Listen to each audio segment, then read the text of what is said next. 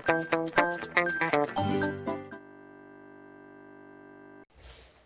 Friends, welcome to Hasees tutorial. സുഖല്ലേ എല്ലാവർക്കും? നമ്മുടെ ഫസ്റ്റ് ചാപ്റ്റർ കഴിഞ്ഞു. 10th സ്റ്റാൻഡേർഡ് കേരള സിലബസ് മാത്സിന്റെ ഫസ്റ്റ് ചാപ്റ്റർ കഴിഞ്ഞു. എന്തായിരുന്നു? അരിത്മെറ്റിക് സീക്വൻസ് എന്ന സമാന്തര ശ്രേണി എന്ന ചാപ്റ്റർ ആയിരുന്നു കഴിഞ്ഞത്. അതിൽ നമ്മൾ എന്താ ചെയ്തുകൊണ്ടിരുന്നത്? ഫുൾ ആഡ് ചെയ്യുക, മൈനസ് ചെയ്യുക, മൾട്ടിപ്ലൈ ചെയ്യുക, അങ്ങനെയുള്ള അരിത്മെറ്റിക് ഓപ്പറേഷൻസ്, അതായത് അഡിഷൻ, സബ്ട്രാക്ഷൻ, അങ്ങനെയുള്ള കാര്യങ്ങളായിരുന്നു ചെയ്തുകൊണ്ടിരുന്നത്. ഇനി നമ്മളെ സെക്കൻഡ് ചാപ്റ്റർ തുടങ്ങുകയാണ്. ഈ ചാപ്റ്ററിൽ നമുക്ക് ഓപ്പറേഷൻസ് അല്ല ചെയ്യാനുള്ളത്, ഒരുപാട് പ്രൂവ് ചെയ്യുക, വരയ്ക്കുക, അങ്ങനെയുള്ള ഒരുപാട് കാര്യങ്ങളാണ് ചെയ്യാനുള്ളത്. അപ്പോൾ ചാപ്റ്റർ തുടങ്ങുന്നതിന് മുമ്പ് ഈ ചാപ്റ്ററിൽ ആവശ്യമുള്ള കുറച്ച് ബേസിക് ആയിട്ടുള്ള കാര്യങ്ങൾ പറയാം. ഇത് പറയുമ്പോൾ തന്നെ ഈ ചാപ്റ്ററിന് മാത്രമല്ല, നമുക്ക് ഇതിന്റെ സെക്കൻഡ് ടേം, അതായത് നമ്മളെ നെക്സ്റ്റ് ടേം ആയിട്ട് വരുന്നുണ്ടല്ലോ അടുത്ത ടെക്സ്റ്റ്, അതിലും ഈ ഒരു ചാപ്റ്ററിന്റെ ബാക്കി പോലെ ഒരുപാട് കാര്യങ്ങൾ വരുന്നുണ്ട്. അപ്പോൾ ഇത് നന്നായിട്ട് മനസ്സിലാവുമ്പോൾ ആ ചാപ്റ്റർ ചെയ്യാനും ഈസി ആയിരിക്കും. അപ്പോൾ പഠിക്കുന്ന ചാപ്റ്ററുകൾ മാക്സിമം നന്നായിട്ട് മനസ്സിലാക്കി പഠിക്കുക. അങ്ങനെയാകുമ്പോൾ ചെയ്യുന്ന പ്രോബ്ലംസിന് ഫുൾ മാർക്ക് സ്കോർ ചെയ്യാൻ പറ്റും. 10th അല്ലേ? അപ്പോൾ നന്നായിട്ട് പഠിക്കാം. അപ്പൊ നമ്മുടെ എന്താണ് ചാപ്റ്ററിന്റെ പേര് എല്ലാവർക്കും അറിയാലോ? സർക്കിൾസ്, വൃത്തങ്ങൾ എന്നാണ് ചാപ്റ്ററിന്റെ പേര്. കണ്ട സർക്കിൾ പോലെ ഇല്ലേ? ഇല്ലെങ്കിൽ മുട്ടയുടെ ഷേപ്പായി പോയോ? കുഴപ്പമില്ല, നിങ്ങൾക്ക് ഇത് സർക്കിൾ ആണെന്ന് വിചാരിക്കാം. സർക്കിൾ എന്ന് പറഞ്ഞാൽ റൗണ്ട് ഷേപ്പിലാണ് ഉണ്ടാവുക. ആ ഒരു റൗണ്ട് ഷേപ്പിലുള്ള സംഭവത്തിന് സെന്ററിൽ ഒരു ഡോട്ട് ഇട്ട് സെന്റർ വെച്ചിട്ട് കോമ്പസിൽ കുത്തിയിട്ടാണ് നമ്മൾ സർക്കിൾ വരയ്ക്കുക. എൻ്റെ കയ്യിൽ ഇപ്പോൾ കോമ്പസ് ഇല്ലാത്തത് കൊണ്ടാണ് ഇങ്ങനെ സർക്കിൾ വരയ്ക്കുക എന്നുള്ളത്. അപ്പൊ ഈ സെന്ററിന് നമ്മൾ എന്ത് പറയും? ഒരു O എന്നുള്ള ലെറ്റർ കൊണ്ട് ഞാൻ നോട്ട് ചെയ്തിരിക്കുകയാണ്. അപ്പൊ ഫസ്റ്റ് തന്നെയുള്ള ബേസിക് ആയിട്ട് വേണ്ട കാര്യങ്ങൾ പറയുന്നത്, ഒന്ന്, ഒരു സർക്കിൾ അല്ലെങ്കിൽ ഒരു വൃത്തത്തിന് എന്തൊക്കെ ഉണ്ടായിരിക്കണം? ഒരു വൃത്ത കേന്ദ്രം ഉണ്ടായിരിക്കും. ഒരു സെന്റർ ഓഫ് എ സർക്കിൾ അല്ലെങ്കിൽ വൃത്ത കേന്ദ്രം ഉണ്ടായിരിക്കും. പിന്നെ എന്താ ഉണ്ടായിരിക്കും? അപ്പൊ സെന്റർ ഒന്നും എന്താണെന്ന് കൂടുതൽ എക്സ്പ്ലെയിൻ ചെയ്യണ്ടല്ലോ. എനിക്കറിയാം നിങ്ങൾക്കൊക്കെ അറിയുന്ന കാര്യങ്ങളാണ് ഞാൻ ഈ പറയുന്നതൊക്കെ എന്ന്. എന്നാലും ആർക്കെങ്കിലും എന്തെങ്കിലും കാരണവശാൽ ഓർമ്മ മറന്നു പോവുകയോ അറിയില്ല, അങ്ങനെ എന്തെങ്കിലുമൊക്കെ ഉണ്ടെങ്കിൽ നമുക്ക് ഇവിടെ യൂസ് ചെയ്യാലോ. ആരം, രണ്ടാമത്തതാണ് ആരം അല്ലെങ്കിൽ റേഡിയസ് എന്ന് പറയുന്നത്. എന്താണ് ആരം അല്ലെങ്കിൽ റേഡിയസ് എന്ന് പറയുന്നത്?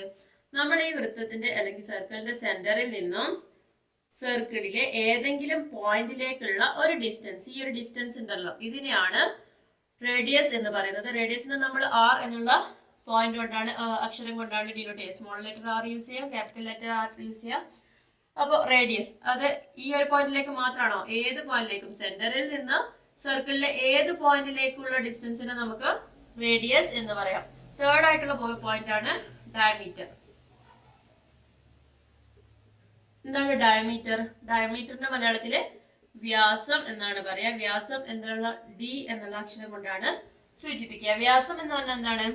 സർക്കിളിന്റെ ഏതെങ്കിലും ഒരു പോയിന്റിൽ നിന്ന് മറ്റേ അറ്റത്തേക്കുള്ള പോയിന്റിലേക്ക്, വേറൊരു പോയിന്റിലേക്ക് സെന്ററിൽ കൂടി ഒരു ഡിസ്റ്റൻസ്, സെന്ററിൽ കൂടി കടന്നു പോകുന്ന ലൈനാണ് ഡയമീറ്റർ എന്ന് പറയുക. ഇവിടെ നിന്ന് മുതൽ ഇവിടെയും വരെയുള്ള ഡിസ്റ്റൻസ്, ഈ സെന്ററിൽ കൂടെയുള്ള ഡിസ്റ്റൻസിനാണ് ഡയമീറ്റർ എന്ന് പറയുക. അപ്പൊ ഈ ഡയമീറ്റർ ഇങ്ങനെ മാത്രമാണ് വരയ്ക്കാൻ പറ്റുക. ഇങ്ങനെ വരച്ചാലും ഡയമീറ്റർ ആണ്. എന്തായിരിക്കണം? സെന്ററിൽ കൂടെ ആയിരിക്കണം പോകുന്നത്. അതാണ് തേർഡ്. പിന്നെയുള്ളത് ഫോർത്ത് എന്താണ്? കോഡ്. കോഡ് എന്ന് കേട്ടിട്ടുണ്ടോ? ഞാൻ എന്നാണ് പറയാ. ഞാൻ എന്ന് പറഞ്ഞാൽ എന്താണ്? ഇപ്പൊ നമ്മൾ പറഞ്ഞു സർക്കിളിന്റെ വൃത്തത്തിന്റെ ഒരു സൈഡിൽ നിന്ന് മറ്റേ സൈഡിലേക്ക് വൃത്തത്തിന്റെ കേന്ദ്രത്തിൽ കൂടെ കടന്നു പോകുന്ന രേഖയ്ക്ക് നമ്മൾ വ്യാസം അല്ലെങ്കിൽ ഡയമീറ്റർ എന്ന് പറയുന്നു, ആ ദൂരത്തിന്. അപ്പൊ ഇങ്ങനെ വരയ്ക്കാൻ പറ്റില്ലേ? കേന്ദ്രത്തിൽ കൂടെ അല്ലാതെ ഇങ്ങനെ ഒരു പോയിന്റിൽ നിന്ന് മറ്റൊരു പോയിന്റിലേക്ക് നമ്മൾ ലൈന് വരയ്ക്കുകയാണെങ്കിൽ ഇങ്ങനെയൊക്കെ വരയ്ക്കാം. അതിനെയാണ് നമ്മൾ കോഡ് അല്ലെങ്കിൽ ഞാൻ എന്ന് പറയുന്നത്. നെക്സ്റ്റ് ഉള്ളത് ഫിഫ്ത്ത് ആർക്കാണ്. ആർക്ക് എന്ന് പറഞ്ഞാൽ എന്താണ്? ചാപം. ഇങ്ങനെ നമ്മളൊരു ഞാൻ വരച്ചു കഴിഞ്ഞാൽ ഇവിടെ ഒരു പോർഷൻ ഇല്ലേ, ഈ ഒരു പോർഷൻ, ഇങ്ങനെ ഒരു ഭാഗം, അതിനെയാണ് ആർക്ക് എന്നല്ലെങ്കിൽ ചാപം എന്ന് പറയുന്നത്. അപ്പൊ എന്തൊക്കെ സാധനങ്ങളാണ് ഒരു വൃത്തത്തിനുള്ളത്? സെന്റർ ഉണ്ട്, കേന്ദ്രം ഉണ്ട്, റേഡിയസ്, അതിന്റെ ആരം എന്ന് പറയുന്ന സംഭവം ഉണ്ട്. ആരം എന്ന് പറയുന്നത് സെന്ററിൽ നിന്ന് സർക്കിളിന്റെ ഏതെങ്കിലും വൃത്തത്തിന്റെ ഏതെങ്കിലും ഒരു പോയിന്റിലേക്കുള്ള ഡിസ്റ്റൻസ് ആണ്. ഡയമീറ്റർ എന്ന് പറയുന്നത് എന്താണ്? ഒരു പോയിന്റിൽ നിന്ന് മറ്റൊരു പോയിന്റിലേക്ക് സെന്ററിൽ കൂടെയുള്ള ഡിസ്റ്റൻസ്, വൃത്ത കേന്ദ്രത്തിൽ കൂടെ ഉള്ള ഒരു ദൂരമാണ് ഡയമീറ്റർ എന്ന് പറയുന്നത്. അടുത്തത് കോഡാണ്. കോഡ് എന്ന് പറയുന്നത് എന്താണ്? വൃത്തത്തിന്റെ ഒരു പോയിന്റിൽ നിന്നും മറ്റൊരു പോയിന്റിലേക്ക് കേന്ദ്രത്തിൽ കൂടെ അല്ലാതെയുള്ള ഡിസ്റ്റൻസിനെയാണ് ഡാമേജ് കോഡ് എന്ന് പറയുന്നത്. അതേപോലെ ആ ഒരു പോർഷന്റെ വളഞ്ഞ ഭാഗം, ആ ഒരു ഭാഗത്തിനാണ് ആർക്ക് എന്ന് പറയുന്നത്. ഇനി ഈ റേഡിയസും ഡയമീറ്ററും തമ്മിലൊരു ബന്ധമുണ്ട്. എന്താണ്? ഇത് ആണെന്ന് പറഞ്ഞു. ഡയമീറ്റർ എന്ന് പറയുന്നത് റേഡിയസിന്റെ ഇരട്ടിയായിരിക്കും.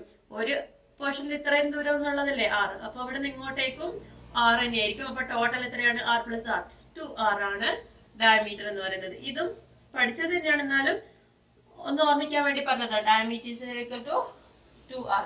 ആരത്തിന്റെ ഇരട്ടിയാണ് ഡയമീറ്റർ. ഇത്രയും കാര്യങ്ങൾ നമ്മുടെ ബേസിക് ആയിട്ട് നമ്മൾ മുമ്പ് പഠിച്ചുകൊണ്ടിരുന്ന കാര്യങ്ങളാണ്. ഇനി നമുക്ക് നമ്മുടെ ചാപ്റ്ററിലേക്ക് കിടക്കാം. ചാപ്റ്ററിലേക്ക് കിടക്കുമ്പോൾ ഈ ചാപ്റ്ററിൽ നമുക്ക് മെയിൻ ആയിട്ട് പഠിക്കാനുള്ളത് ആംഗിൾ ആണ്. വൃത്തവും ആംഗിളും, വൃത്തവും കോണും. എന്താണ് വൃത്തവും കോണും തമ്മിലുള്ള ബന്ധം, അല്ലെങ്കിൽ വൃത്തത്തിൽ ഒരു ത്രികോണം വരച്ചാൽ അതിന്റെ അളവ് എത്രയായിരിക്കും, അങ്ങനെയുള്ള കാര്യങ്ങളൊക്കെയാണ് ഈ ചാപ്റ്ററിൽ നമുക്ക് പഠിക്കാനുള്ളത്. അതിൽ പറയുന്ന ഫസ്റ്റത്തെ തിയറി, നമുക്ക് പഠിക്കാനുള്ള ഒരു തിയറി എന്ന് പറയുന്നതിന് ഞാൻ കൂടുതൽ ഡീറ്റെയിൽ ആയിട്ട് പറയുന്നില്ല. ആ ഒരു തിയറിയാണ് പറയുന്നത്. അതിനെങ്ങനെ വരുന്നു എന്നൊന്നും പറയുന്നില്ല. അപ്പൊ നമ്മൾ ഇങ്ങനൊരു ഇത് വരച്ചു, അല്ലെ, ഇതിന് എന്താണ് പറയാ? ഡയമീറ്റർ അല്ലെങ്കിൽ വ്യാസം എന്നാണ് പറയാം. അങ്ങനെ ഒരു വ്യാസത്തിൽ നിന്ന് പിന്നെ ഈ സർക്കിളിലെ നമ്മൾ പകുതി ഭാഗത്തിന്, വൃത്തത്തിന്റെ സർക്കിളിന്റെ പകുതി ഭാഗത്തിന് എന്താ പറയാ? സെമി സർക്കിൾ, ഹാഫ് സർക്കിൾ, അല്ലെ, പകുതിയുടെ സർക്കിളിന്റെ പകുതി, അർദ്ധവൃത്തം എന്നാണ് പറയാം. അപ്പൊ നമ്മൾ ഇവിടെ ഒരു അർദ്ധവൃത്തം എടുക്കുകയാണ്. സെമി സർക്കിൾ എടുത്തിട്ട് ഈ ഒരു പോയിന്റിലേക്ക് ഞാൻ ഇങ്ങനെ ഡയമീറ്ററിന്റെ 2 അറ്റത്തിൽ നിന്നും ഒരു ട്രയാങ്കിൾ വരച്ചു, ഒരു ത്രികോണം വരച്ചു കഴിഞ്ഞാൽ ഇവിടെയുള്ള കോണിന്റെ അളവ് 90 ഡിഗ്രി ആയിരിക്കും എന്നുള്ളതാണ് നമുക്ക് പഠിക്കാനുള്ള. അപ്പൊ ആദ്യം പഠിക്കാനുള്ള തിയറി എന്താണ്? Angle in a semi circle. അർദ്ധവൃത്തത്തിലെ കോൺ, സെമി സർക്കിൾ, അർദ്ധവൃത്തത്തിലെ കോൺ മട്ടകോണാണ്. അർദ്ധവൃത്തത്തിലെ കോൺ എന്താണ്?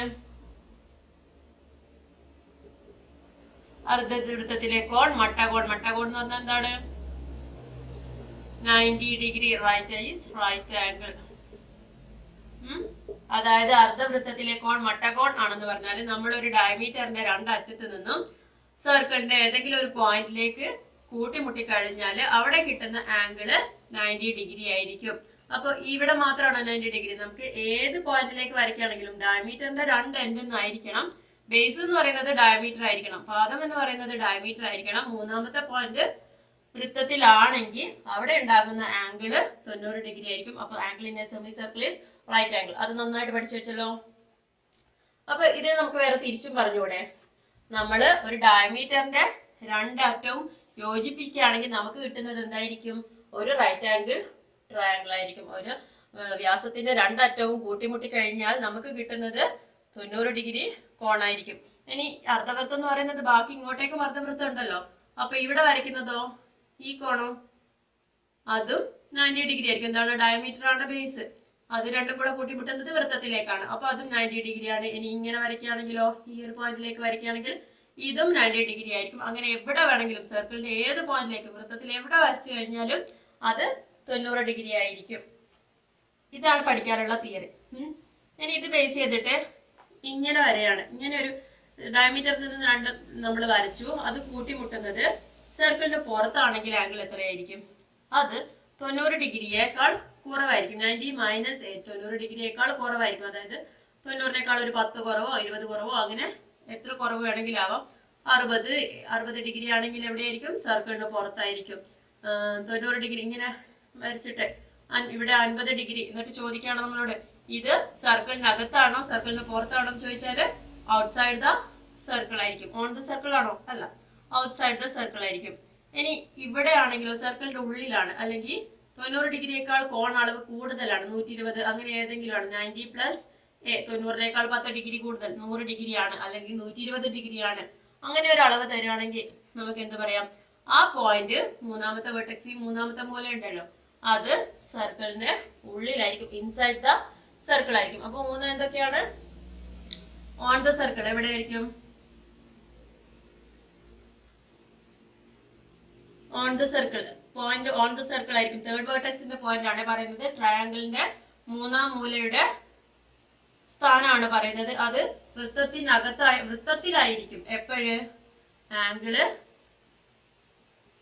90 ഡിഗ്രി ആയിരിക്കുമ്പോ ഔട്ട്സൈഡ് ദ സർക്കിൾ ആയിരിക്കും. എപ്പോഴ് വൃത്തത്തിന് പുറത്തായിരിക്കും.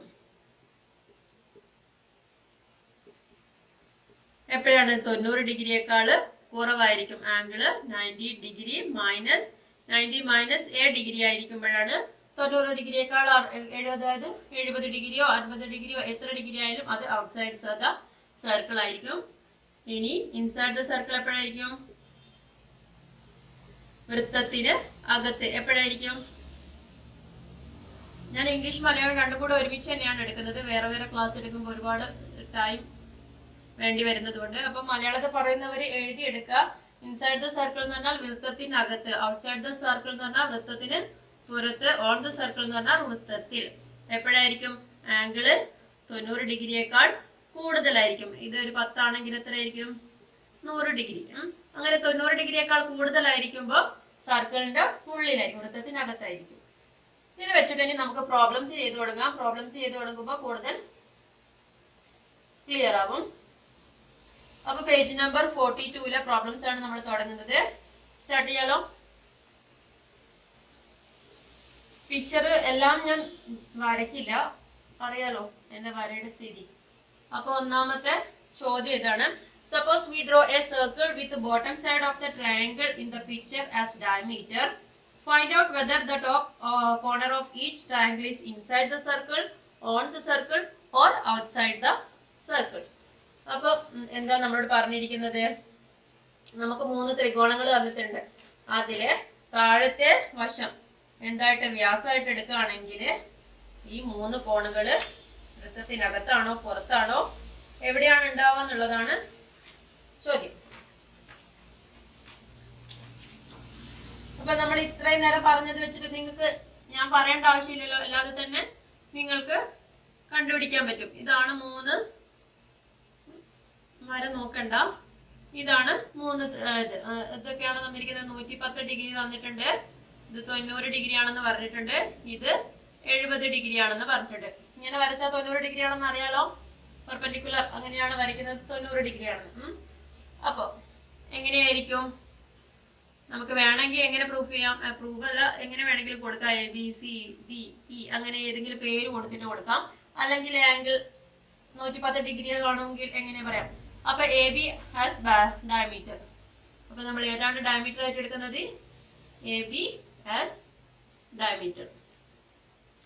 എ ബി വ്യാസമായിട്ട് എടുത്താൽ, എ ബി ആണ് വ്യാസമായിട്ട് വരയ്ക്കുന്ന വൃത്തത്തിൽ 110 ഡിഗ്രി. ഇതാണ് angle C is equal to 110 degree, 110 degree. So, എന്താണ്? Point C on the outside the, inside the circle ആയിരിക്കും.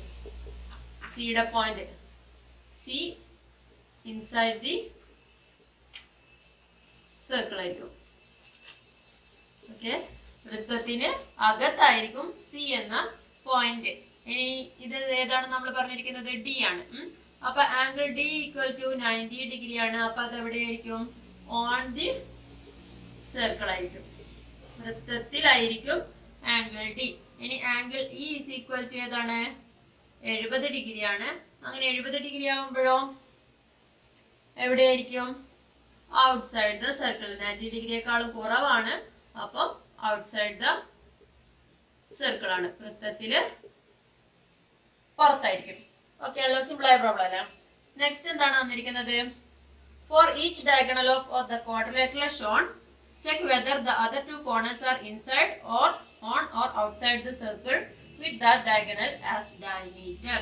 നമുക്കൊരു ക്വാഡ്രിലേറ്ററൽ തന്നിട്ടുണ്ട്. ചതുർഭുജത്തിലെ ചതുർഭുജത്തിന്റെ ഓരോ വികരണവും വ്യാസമായി വൃത്തം വരച്ചാൽ ആ വികരണത്തിലല്ലാത്ത എതിർമൂലകൾ വൃത്തത്തിനകത്തോ പുറത്തോ വൃത്തത്തിൽ തന്നെയോ എന്ന് കണ്ടുപിടിക്കുക എന്നാണ് ചോദ്യം. ഇതാണ് നമ്മുടെ ക്വാഡ്രിലേറ്ററിൽ തന്നിട്ടുള്ളത്. നമുക്ക് ഏതൊക്കെ അളവ് തന്നിട്ടുണ്ട്? 105 ഡിഗ്രി തന്നിട്ടുണ്ട്. ഇവിടെ ഒരു 110 ഡിഗ്രി തന്നിട്ടുണ്ട്. ഇവിടെ 55. ഇത്രയും തന്നിട്ടുണ്ട്. അപ്പൊ ക്വാഡ്രിലേറ്ററിൽ ആദ്യം നമുക്ക് എന്ത് വേണം? ഈ 4 കോണുകളില്ലേ, അപ്പൊ 3 കോണുകളെ ആംഗിൾസേ തന്നിട്ടുള്ളൂ. അപ്പൊ ഈ ആംഗിൾ വേണം. അപ്പൊ നമ്മൾ ഇതിനൊരു എക്സ് എന്നുള്ള പേര് കൊടുക്കുക. A B C D. Angle സൈഡിനും നമുക്ക് എപ്പോഴും പിക്ചർ തന്നാൽ വെറുതെ ഒരു പേരിട്ട് കൊടുക്കുക. എന്നിട്ട് അത് വെച്ചിട്ട് വേണം നമ്മൾ പ്രൂവ് ചെയ്യാനൊക്കെ തുടങ്ങാനും. അപ്പൊ ഇത് വെച്ചിട്ട് നമുക്ക് ഈ ആംഗിൾ എങ്ങനെ കണ്ടുപിടിക്കാം? എല്ലാവർക്കും അറിയുന്നതാണ്. ഒരു ക്വാഡ്രിലേറ്ററിന്റെ ടോട്ടൽ ആംഗിൾ എത്രയായിരിക്കും? ചതുർഭുജത്തിന്റെ കോണുകളുടെ ആകെത്തുക 360 ഡിഗ്രി ആയിരിക്കും. അപ്പൊ angle A plus angle B plus angle C plus angle D equal to എത്ര വേണം? 360 ഡിഗ്രി വേണം. അപ്പൊ ഇവിടെ ഏതൊക്കെയുണ്ട്? നമുക്ക് 105 ഡിഗ്രി തന്നിട്ടുണ്ട്, 105 തന്നിട്ടുണ്ട്. പിന്നെ ആംഗിൾ ബി 55 ആണ്, ആംഗിൾ സി 110 ആണ്, plus angle D equal to 360. അപ്പൊ ആംഗിൾ ഡി വേണമെങ്കിൽ നമുക്ക് എക്സ് എന്ന് കൊടുക്കാം, എക്സ് എന്ന് കൊടുത്തില്ലെങ്കിലും കുഴപ്പമൊന്നുമില്ല. therefore angle D is equal to എന്തായിരിക്കും? 360. ഇവിടെ ഇതൊക്കെ കൂടെ ആഡ് ചെയ്തിട്ട് എത്ര ഉള്ളത്? 105 പ്ലസ് 55 എത്രയായിരിക്കും? 160. 160 പ്ലസ് 110 270. 270 ആണ്. therefore angle D is equal to 360 minus 270 എത്രയായിരിക്കും? 90 ഡിഗ്രി അല്ലേ? അപ്പൊ നമുക്കിത് 90 ഡിഗ്രി കിട്ടി. ഇത് മട്ടകോണാണെന്ന് കിട്ടി. ഇനി നമ്മളോട് എന്താ പറഞ്ഞിരിക്കുന്നത്? ഈ ക്വാഡ്രിലേറ്ററിന്റെ ഓരോ ഡയഗണലും ഡയമീറ്റർ ആയിട്ട് എടുക്കുകയാണെങ്കിൽ നമ്മൾ ഇതിന്റെ ഫസ്റ്റ് നമ്മൾ ഇത് ഡയമീറ്റർ ആയിട്ട് എടുക്കുകയാണ്. ഇങ്ങനെ diameter AC as diameter, consider AC as diameter, അല്ലെങ്കിൽ AC വികരണമായിട്ട് എടുക്കുകയാണെങ്കിൽ AC ആണ് നമ്മൾ വികരണമായിട്ട് എടുക്കുന്നതെങ്കിൽ ഡി എവിടെയായിരിക്കും? Point D will be on the circle. വൃത്തത്തിനകത്തായിരിക്കില്ലേ ഡിയുടെ പോയിന്റ്? അതേപോലെ ആംഗിൾ ബി ആണെങ്കിൽ ബി എവിടെയായിരിക്കും? 55 ഡിഗ്രിയാണ്. അപ്പോഴെന്താണ്? 90 ഡിഗ്രിയേക്കാൾ കുറവായിരിക്കുമ്പം എവിടെയാണ്? Outside the circle. സർക്കിളിന് പുറത്തായിരിക്കും വൃത്തത്തിന്റെ ബി എന്ന് പറയുന്ന മൂന്നാമത്തെ മൂല. ബി എന്ന മൂല എവിടെയായിരിക്കും? വൃത്തത്തിന്റെ പുറത്തായിരിക്കും. തേർഡ് വെർട്ടെക്സ് അല്ലെങ്കിൽ ബി എന്ന് പറയുന്നത് ഔട്ട്സൈഡ് ദ സർക്കിൾ ആയിരിക്കും. ഇനി ഇതിന് ഒരു ഡയമീറ്റർ, ഒരു ഡയഗണൽ മാത്രമാണ് ഉള്ളത്.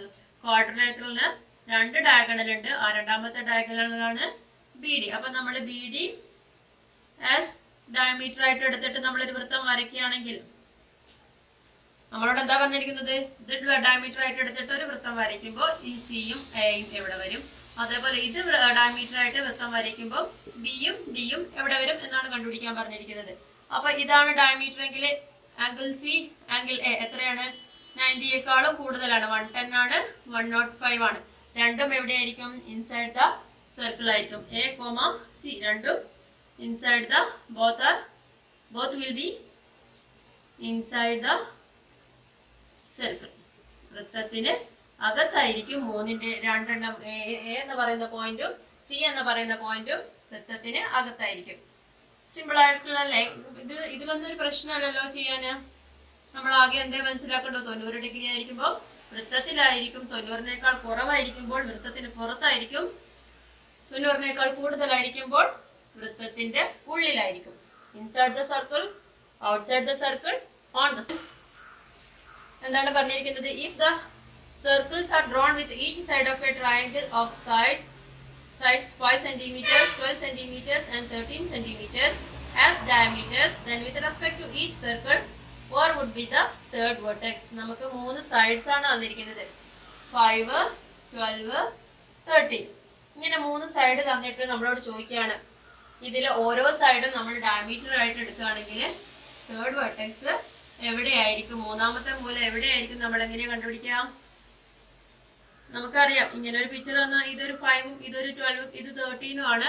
അപ്പൊ ബേസ് വെച്ചിട്ട് നമുക്ക് ബേസ് ഡയമീറ്റർ ആയിട്ടൊരു ചിത്രം വരയ്ക്കാം. പക്ഷെ ഇത് എവിടെയായിരിക്കും എങ്ങനെ കണ്ടുപിടിക്കും? ആംഗിൾസ് അറിയണ്ടേ? ഇത് ഈ ഏതെങ്കിലും ഒരു ആംഗിൾ അറിയണ്ടേ? അപ്പൊ അറിയില്ല. പക്ഷെ നമുക്ക് തന്നിരിക്കുന്ന ഇത് വെച്ചിട്ട് നമുക്ക് ആംഗിൾ കണ്ടുപിടിക്കാം. എന്താണ്? ആരെങ്കിലും പൈത്തഗോറൻ തിയറം എന്ന് കേട്ടിട്ടുണ്ടോ?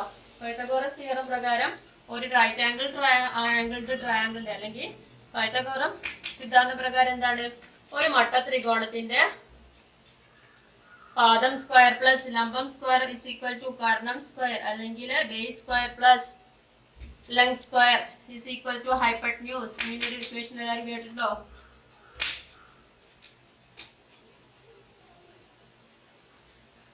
B square plus L square is equal to H square. അപ്പൊ നമുക്കിവിടെ എച്ച് എന്ന് പറയുന്നത് ഏറ്റവും കൂടുതലുള്ളത് തന്നെ എടുക്കാം. Base 5 square plus 12 square equal to 13 square. ഇങ്ങനെ കിട്ടുന്നുണ്ടോ എന്ന് നോക്കാം. 5 സ്ക്വയർ 25 ആണ്, 12 സ്ക്വയർ 144 ആണ്. അത് രണ്ടും കൂടെ ആഡ് ചെയ്യുമ്പോൾ നമുക്ക് കിട്ടാം 169 ആണ്. അത് 13ന്റെ സ്ക്വയർ ആണ് അല്ലെ? 13 ഇൻറ്റു 13 ആണ്. 3 9 1 3 3 1 3 3 9 6 169. അതായത് പൈത്തഗോറസ് തിയറം ഇത് സാറ്റിസ്ഫൈ ചെയ്യുന്നത് കൊണ്ട് തന്നെ ഇത് എന്ത് ട്രയാങ്കിൾ ആയിരിക്കും? ഒരു this triangle is triangle A B C എന്ന് നമുക്ക് വേണമെങ്കിൽ പേര് കൊടുക്കാം. Triangle A B C is A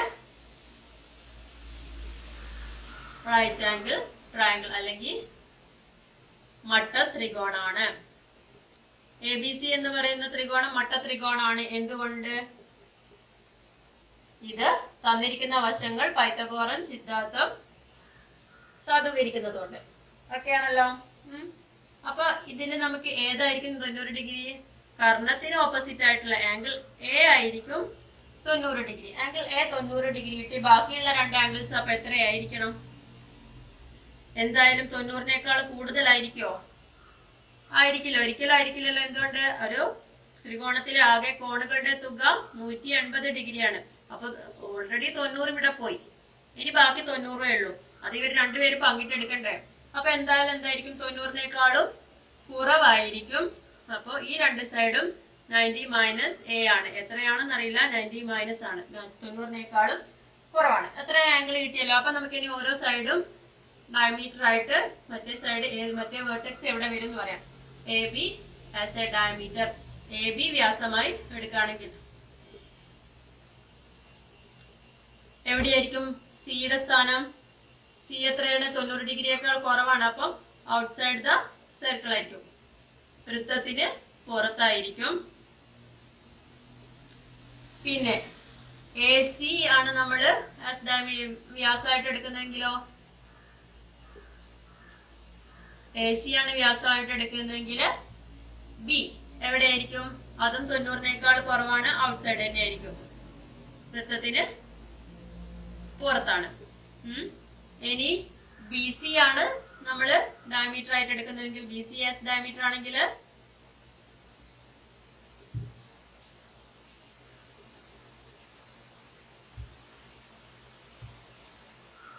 B C ആണ് ഡയമീറ്റർ ആയിട്ട് എടുക്കുന്നതെങ്കിലായിരിക്കും എ ആണുള്ളത്. എ എത്രയാണ്? 90 ഡിഗ്രിയാണ്. അപ്പോൾ അതെവിടെയാണ്? എ 90 ഡിഗ്രി ആയിരിക്കും, ഓൺ ദ സർക്കിൾ ആയിരിക്കും. സർക്കിളിലുള്ള വൃത്തത്തിൽ തന്നെയുള്ള പോയിന്റ് ആയിരിക്കും ഏത്? എ അല്ലെ? ഇങ്ങനെ വരച്ചിട്ട് ഇത് വൃത്തം വരയ്ക്കുകയാണെങ്കിൽ ഇത് ഇങ്ങനെയാണ് കടന്നു പോവാം. ഓക്കെ, തേർഡ് ക്വസ്റ്റ്യനും കംപ്ലീറ്റ് ആയി. Next fourth question. അപ്പൊ എപ്പോഴും ക്വസ്റ്റ്യൻ തരുമ്പോൾ ക്വസ്റ്റ്യൻ നന്നായിട്ട് വായിച്ചു നോക്കുക. ആ ക്വസ്റ്റ്യനിലേക്ക് ചിത്രത്തിലേക്ക് നമ്മളൊന്ന് സൂക്ഷിച്ചു നോക്കുക. ചിത്രം തന്നിട്ടില്ലെങ്കിൽ നമ്മളൊരു ചിത്രം വരച്ചിട്ട് അതിൽ നിന്ന് വല്ലതും തലയിലേക്ക് വെളിച്ചം വരുന്നുണ്ടോ എന്ന് നോക്കാം. അങ്ങനെയൊക്കെയാണ് പ്രൂവ് ചെയ്യാൻ പറ്റുള്ളൂ. എങ്ങനെയെങ്കിലുമൊക്കെ പോയിട്ട് പ്രൂവ് ചെയ്യാൻ ശ്രമിക്കണം ഓരോന്നും. In the picture, a circle is drawn with a line as diameter and a smaller circle with half the line as diameter.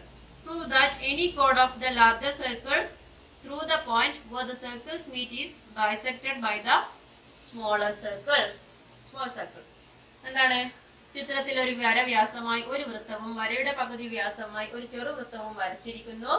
വൃത്തങ്ങൾ കൂട്ടിമുട്ടുന്ന ബിന്ദുവിലൂടെ വലിയ വൃത്തത്തിൽ വരയ്ക്കുന്ന ഏത് ഞാണിനെയും ചെറിയ വൃത്തം സമഭാഗം ചെയ്യുമെന്ന് തെളിയിക്കുക. അപ്പൊ എപ്പോഴും ക്വസ്റ്റ്യൻ തന്നെ ഞാൻ പറഞ്ഞു ഓൾറെഡി 2-3 പ്രാവശ്യം നമ്മൾ ക്വസ്റ്റ്യൻ വായിച്ചു നോക്കണം. ഇതിൽ നമുക്ക് എന്താണ് പറഞ്ഞിരിക്കുന്നത്? ഒരു വലിയ വര വ്യാസമായിട്ട് ഒരു വൃത്തം വരച്ചിട്ടുണ്ട്. വരയുടെ കാര്യത്തിൽ ഞാൻ പറഞ്ഞു ഓൾറെഡി, വലിയ കുഴപ്പമില്ല അല്ലേ? അപ്പം ഒരു വലിയ വര വൃത്തമായിട്ട് ഒരു വ്യാസം വരച്ചിട്ടുണ്ട്. അതിന്റെ പകുതി വ്യാസമായിട്ട് ഒരു ചെറിയ വൃത്തവും ചെറിയ സർക്കിളും വരച്ചിട്ടുണ്ട്. പിന്നെ ഇത് രണ്ടും കൂടെ മീറ്റ് ചെയ്യുന്ന പോയിന്റ് ആണ് ഇവിടുന്ന്. ഈ പോയിന്റിൽ നിന്ന് ഒരു കോഡ് അല്ലെങ്കിൽ ഒരു ഞാൺ വരച്ചിട്ടുണ്ട്. ആ ഞാണ് എന്താണ്? ഇത് ഹാഫ് ആണെങ്കിൽ വലിയ വൃത്തത്തിന്റെ ഞാൺ എന്ന് പറയുന്നത് ചെറിയ വൃത്തത്തിന്റെ ഇരട്ടിയാണ്, അല്ലെങ്കിൽ ചെറിയ വൃത്തത്തിന്റെ ഞാൻ എന്ന് പറയുന്നത് വലിയ വൃത്തത്തിന്റെ പകുതിയാണ് എന്നാണ്. ബൈസെക്ട് ഈച്ച് അതർ എന്ന് പറഞ്ഞാല് പകുതിയാക്കുന്നു എന്ന് തെളിയിക്കാണ്. ഞാണിനെ പകുതിയാക്കുന്നു എന്ന് തെളിയിക്കണം. വലിയ വൃത്തം എവിടെയെങ്കിലൊക്കെ വൃത്തത്തിൽ മുട്ടുമ്പോൾ ആ വലിയ വൃത്തത്തിന്റെ ഞാണിനെ ഈ ചെറിയ വൃത്തം പകുതിയാക്കുന്നു.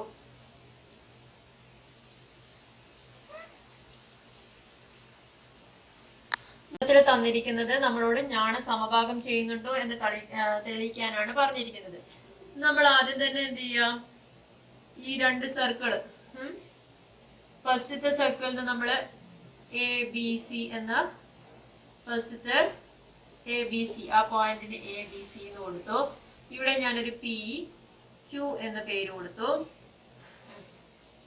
ഇനി ഇത് P ആണ് ഇവിടെ, ഇത്രയും കൊടുത്തു.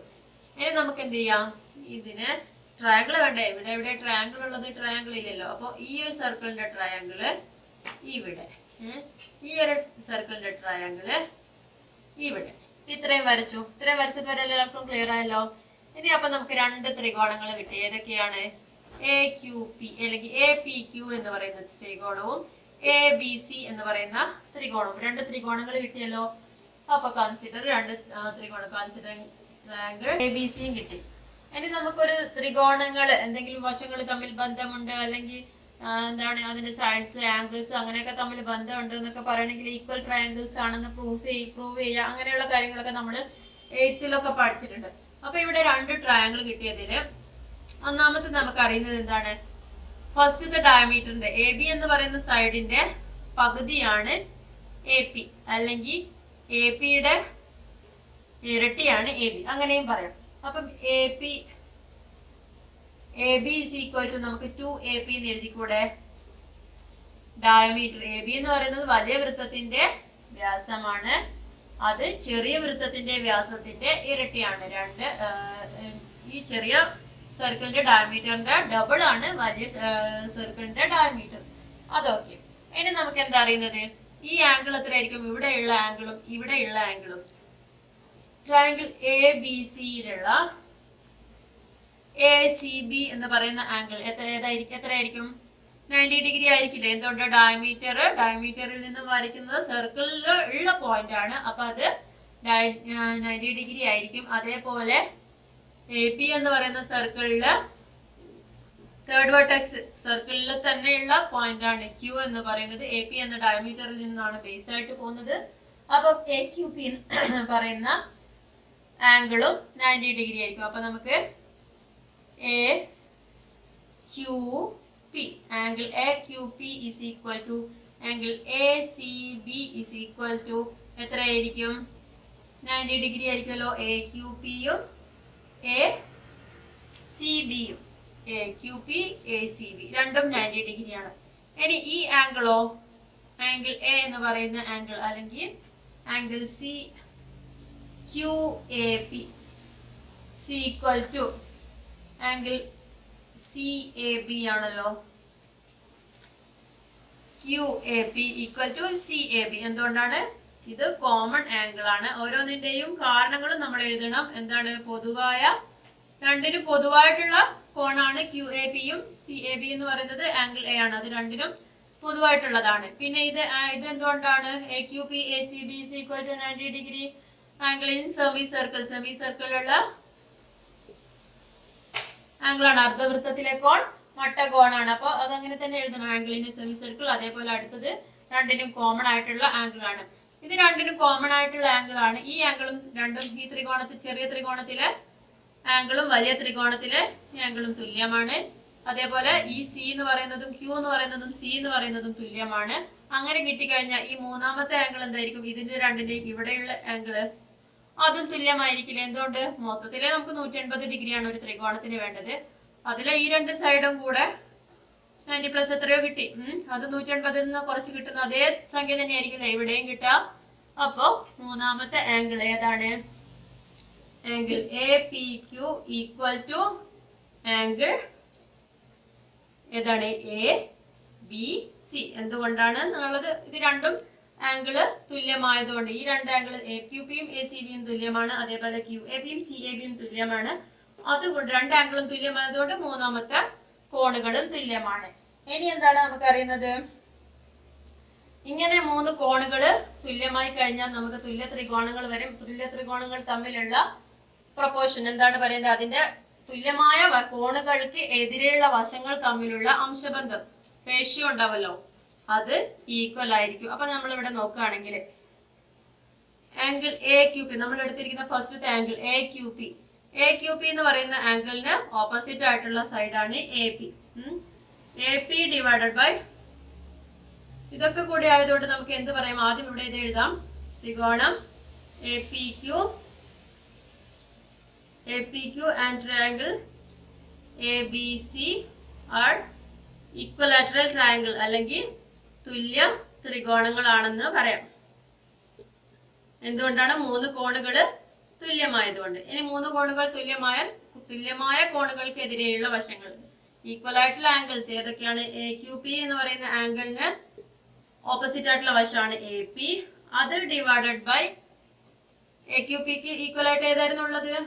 എ സി ബി എന്ന് പറയുന്ന ഈ കോൺ, അതിന് തുല്യമായിട്ട് ഏതാണ് വരുന്നത്? A B is equal to, പിന്നെ ഏതാണ് ഈ വശം? ഈ ആംഗിളിന് ഓപ്പോസിറ്റ് ആയിട്ടുള്ളത്, അല്ലെങ്കിൽ വേണ്ട, ഒന്നാമത്തെ ക്യു എ പിക്ക് ഓപ്പോസിറ്റ് ആയിട്ട് വരുന്നത് ക്യു പി ആണ്. ക്യു പി ഡിവൈഡഡ് ബൈ ഇതിന് ഓപ്പോസിറ്റ് ആയിട്ട് വരുന്ന വശം ബി സി ആണ്, അല്ലെ? സി എ ബിക്ക് ഓപ്പോസിറ്റ് ആയിട്ട് വരുന്ന വശം ഇതാണ്. ഇനി അടുത്തതോ?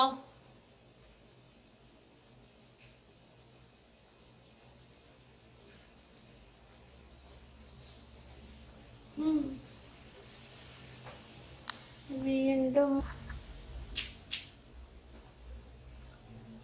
പിന്നെ ഉള്ളത്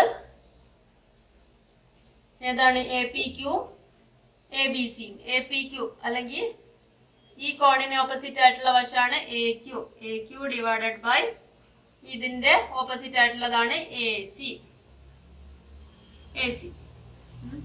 നമുക്ക് എന്താണ് പ്രൂഫ് ചെയ്യേണ്ടത്? എ ക്യുവിന്റെ ഡബിൾ ആണ് എ സി എന്നുള്ളതാണ് പ്രൂഫ് ചെയ്യേണ്ടത്. ഇത് ബൈസെക്ട് ചെയ്യുന്നു എന്നാണ് പറയുന്നത്. ഇത് എത്രയാണോ ഉള്ളത് അതിന് തന്നെ ഇത്രയും ഇതുണ്ട്, അല്ലെങ്കിൽ ഇത് ബൈസെക്ട് ചെയ്യുന്നു എന്നുള്ളതാണ് നമ്മൾ പ്രൂവ് ചെയ്യേണ്ടത്. അപ്പൊ ഈ സൈഡിന്റെ ഒരു ആവശ്യം നമുക്കില്ല. അപ്പൊ തൽക്കാലം നമ്മൾ ഇതിനെ കൺസിഡർ ചെയ്യേണ്ട. ഈ 2 ഇക്വേഷൻസ് എടുക്കുക. A P by A B is equal to A Q by A C. ഇവിടെ നമ്മൾ ഫസ്റ്റ് തന്നെ എഴുതിയിട്ടുണ്ട്. A B is equal to എന്താണ്? 2AP ആണ്. അപ്പൊ നമുക്ക് ഇവിടെ അത് കൊടുക്കാം.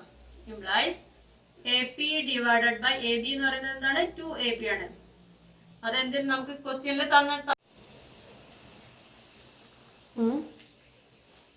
അപ്പൊ is equal to A Q by A C ആണ്. ഇവിടെ എ പി ക്യാൻസൽ ആയി കഴിഞ്ഞാൽ നമുക്ക് 1/2 is equal to A Q by A C കിട്ടും. ഇതിൽ നിന്ന് നമുക്ക് എന്ത് കിട്ടാം? A Q is equal to 2AC എന്ന് പറഞ്ഞൂടെ? സോറി, അല്ല, A Q equal to, sorry,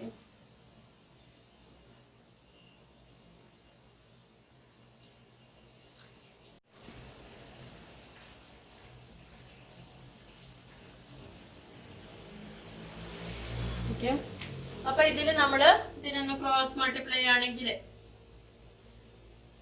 A ക്യൂനെ നമ്മൾ അവിടെ തന്നെ വെക്കാം. എ ക്യൂനെ അവിടെ തന്നെ വെക്കുക. ഇതെന്ത് ഇങ്ങോട്ടേക്ക് പോകും? എ സി ബൈ 2 എന്ന് വരും. അല്ലെങ്കിൽ A C is equal to എന്തെന്ന് എഴുതാം നമുക്ക്? A C is equal to 2AQ. A ക്യൂവിന്റെ ഇരട്ടിയാണ് എ സി. കിട്ടിയല്ലോ. A C is equal to 2AQ എന്ന് പറഞ്ഞാൽ എന്താണ് അർത്ഥം? എ ക്യു എന്ന് പറയുന്നത് ചെറിയ വൃത്തത്തിന്റെ ഞാണാണ്, അതിന്റെ ഇരട്ടിയാണ് വലിയ വൃത്തത്തിന്റെ ഞാൻ. അപ്പം ഹൻസ് ദ പ്രൂഫ് എന്താണ്? പ്രൂഫ് എന്തായിരുന്നു? ബൈസെക്ട്, കോഡ് ബൈസെക്ട് ചെയ്യുന്നതാണ് നമ്മൾ ചെയ്യേണ്ടത്. അപ്പൊ ഇന്നത്തെ ക്ലാസ്സിൽ ഇത്രയും മതി. ഇതോടുകൂടി ഈ ചാപ്റ്ററിന്റെ തുടക്കത്തിന്റെ ഒരു ചെറിയ ഭാഗമേ ആയിട്ടുള്ളൂ. എന്നാലും കാണാൻ നന്നായിട്ട് ബേസ് മനസ്സിലായി എന്ന് വിചാരിക്കുന്നു. അപ്പൊ ഈ ചാപ്റ്റർ ഇത്രയും മതി. ബാക്കിയായിട്ട് പെട്ടെന്ന് തന്നെ വരാം. Thank you. Bye bye.